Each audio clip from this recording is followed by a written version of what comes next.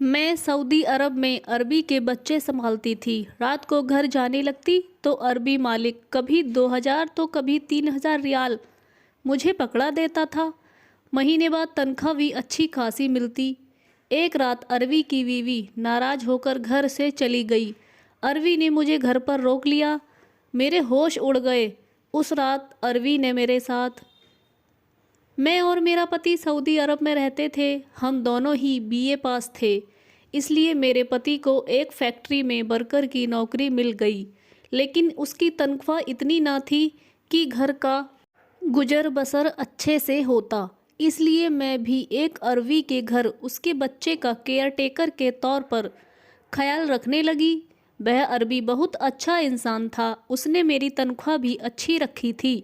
जब मैं अपने पति को इस नौकरी के बारे में बताई तो वह बहुत खुश हुआ।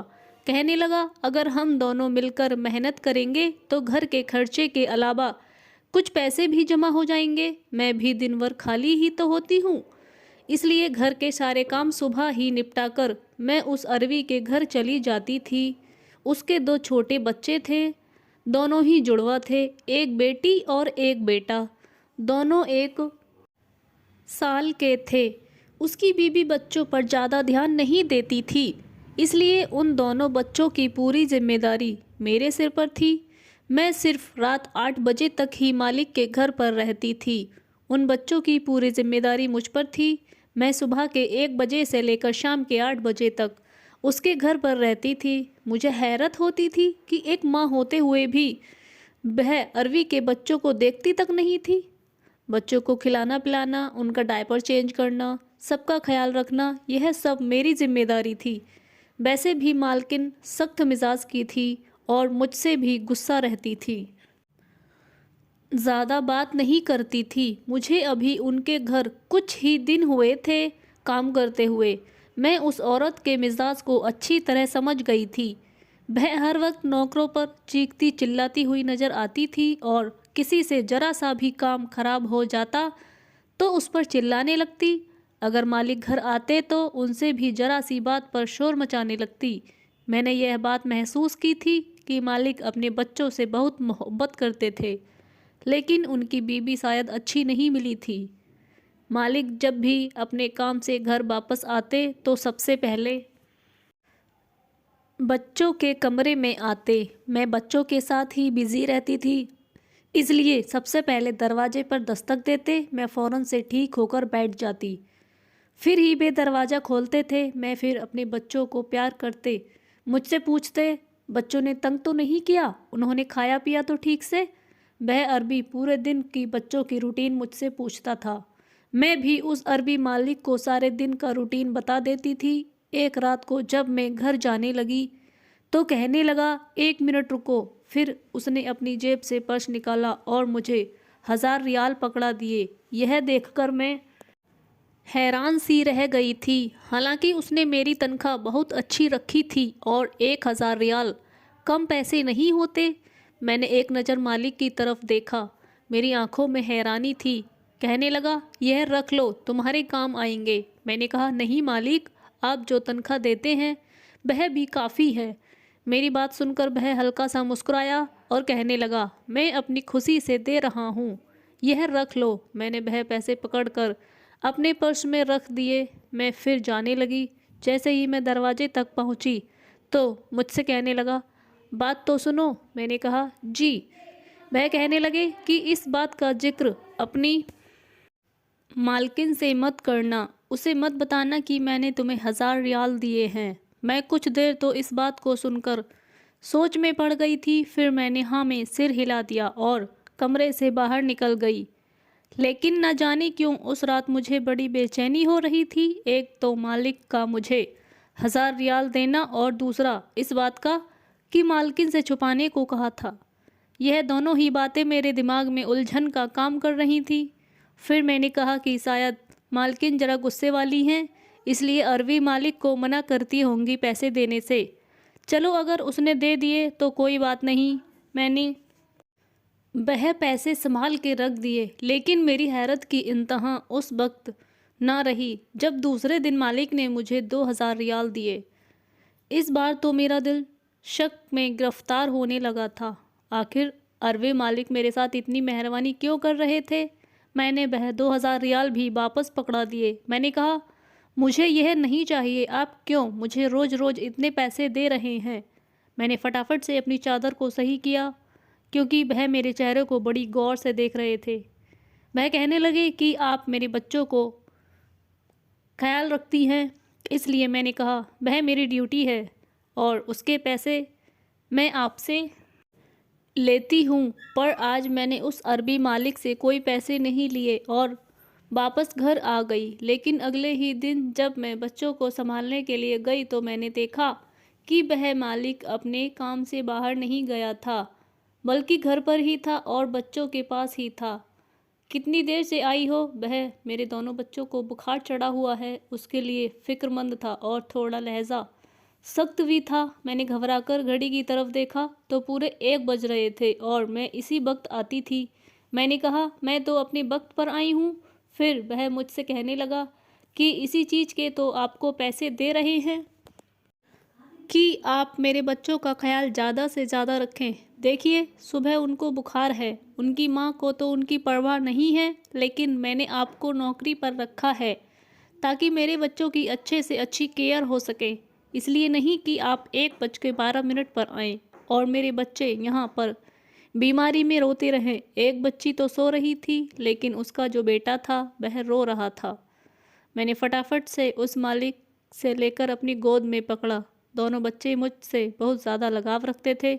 जैसे ही वह बच्चा मेरी गोद में आया, बिल्कुल खामोश हो गया। मैंने उसे सीने से लगाया तो वह बुखार से तप रहा था। मैंने उसके माथे को चूमा। मैंने कहा, आपको मेरा इंतज़ार करने की बजाय बच्चों को डॉक्टर के पास लेकर जाना चाहिए था। देखो बच्चों को कितना बुखार है।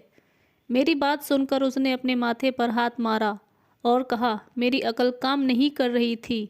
वाकई मुझे तो उन्हें डॉक्टर के पास लेकर जाना चाहिए था। फिर उसने सोई हुई बेटी को गोद में उठाया और मुझसे कहने लगे कि चलो मेरे साथ, मैं इन्हें डॉक्टर को दिखा दूंगा। यह सुनकर मैं कुछ चौंक सी गई थी। मैंने कहा, आप मुझे क्यों लेकर जा रहे हैं? आप मालकिन को लेकर जाइए, वह माँ हैं और माँ बेहतर बता सकती है। मेरी बात पर वह जरा सा मुस्कुराए थे। कहने लगे, माँ ऐसी होती है क्या जैसे कि मेरी बीबी है? इसे तो पता तक नहीं कि बच्चों को कौन सी दवाई देनी है और कौन सी नहीं। दवाई तो आपको ही उन्हें पिलानी है, ख्याल भी आपको ही रखना है। तो बेहतर होगा कि आप मेरे साथ चलें। मैं मालिक के साथ जैसे ही कमरे से बाहर निकली तो मालकिन बाहर लॉन में बैठे टीवी देख रही थी, साथ ही चाय भी पी रही थी। मुझे मालिक के साथ बाहर जाते देखा तो मुझे बुलाकर कहने लगी, कहाँ जा रही हो? अब बच्चों को क्या हुआ है? मेरे बजाय मालिक ने बीवी को जवाब दिया। कहने लगे, तुम्हें नहीं मालूम तुम्हारे दोनों बच्चों को बुखार है, उन्हें डॉक्टर के पास लेकर जा रहा हूँ। तुम्हें चलना है तो चलो साथ। यह बात सुनकर मालकिन के चेहरे पर गुस्सा आ गया। वह कहने लगी, ना बाबा ना, मुझसे नहीं संभाले जाते बच्चे। यह कहकर दोबारा से टीवी का चैनल चेंज करने लगी। मैं इतना हैरान थी उस औरत पर कि एक माँ होते हुए इसका जवाब इतना सख्त था। मैंने बहुत सी लापरवाह लड़कियां देखी जो शादी के बाद और बच्चे होने के बाद बच्चों के मामले में जिम्मेदार हो जाती हैं। यह कैसी माँ थी कि बच्चों के लिए कोई तड़प ही नहीं थी। मालकिन बेहद खूबसूरत थी, लेकिन उसे बच्चों की जरा भी परवाह ना थी। पिछले 2 महीने से मैं उनके बच्चों को संभाल रही थी और मैंने देखा था कि वह मालिक की बीवी हमेशा खुद को ही सजाती संवारती रहती थी। अभी नौकरों से अपने नाखून कटवाती, कभी अपने हाथ पैरों पर मसाज करवाती, कभी सर पर तेल लगवाती। हर वक्त अपनी ही परवाह करती। दोनों बच्चों को मौसमी बुखार था। पूरा दिन मैं बच्चों के साथ ही व्यस्त रहती थी। एक को दवा देती तो दूसरा रोने लगता, दूसरे को सुला देती तो पहले वाला कोई ना कोई कमरे में बड़ी चीज़ खराब कर देता। बुखार में दोनों बच्चे चिड़चिड़े और ज़िद्दी हो गए थे, वरना तो मेरी बात मान लेते थे, लेकिन आज तो जैसे तंग ही किए जा रहे थे। मैं रात तक बिल्कुल थक चुकी थी। जैसे ही मालिक आए तो मैंने जाने की इजाज़त मांगी तो वह मुझसे कहने लगे कि यह बात सही तो नहीं लग रही, लेकिन मैं भी मजबूर हूँ। अगर आप आज की रात मेरे बच्चों के साथ रह लें तो आपका मुझ पर बहुत बड़ा एहसान होगा। मैंने कहा कि मैं कैसे रुक सकती हूँ, मेरे पति 9 बजे वापस आ जाते हैं और मुझे उन्हें खाना देना होता है। यह सुनकर मैंने देखा कि मालिक अजीब से अंदाज में कहने लगे, आप क्या शादीशुदा हैं? मैंने हाँ कहा। मेरा जवाब सुनकर मालिक का चेहरा बुझ गया।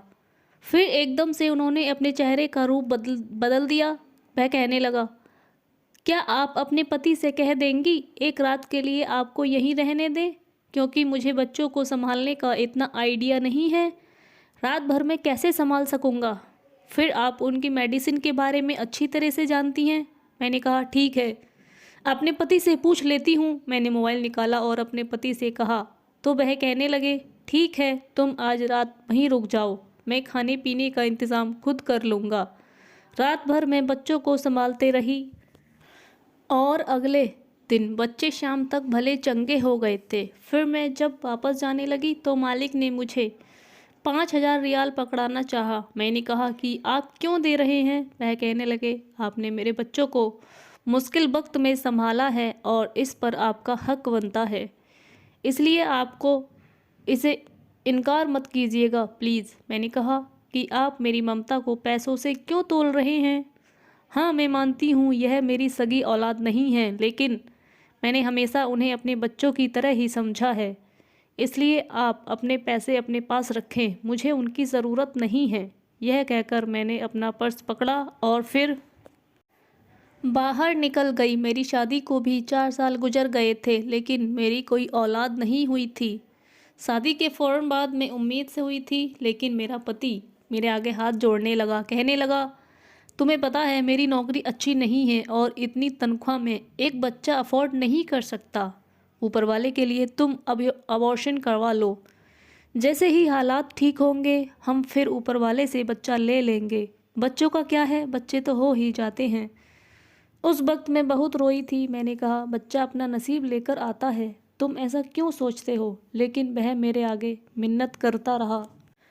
वह मुझे समझाने लगा, मैं बहुत तंग हूँ, परेशान हूँ और भी ज़्यादा तंग हो जाऊँगा, तुम मुझे समझो। उस वक्त मेरे पति सऊदी के लिए वीज़ा लगाने की कोशिश में लगे हुए थे, इसलिए मैंने उनकी बात मान ली थी। उसके बाद हम सऊदी आ गए थे।